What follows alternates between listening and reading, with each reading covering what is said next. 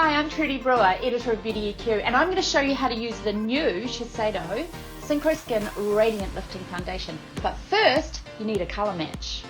A colour match is essential between seasons and if you're trying a new foundation formula.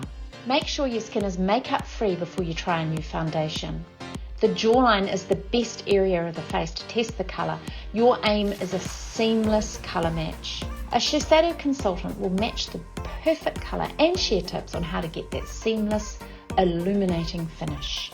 Synchro Skin Radiant Lifting Foundation is the bridge between makeup and skincare, thanks to the light adjusting technology and skin hydrating formulation. Today, to get that lightweight sheer finish, always start with a Synchro Skin Soft Blurring Primer applied with your fingers. It gives makeup longevity, visibly improves the look of fine lines and controls shine.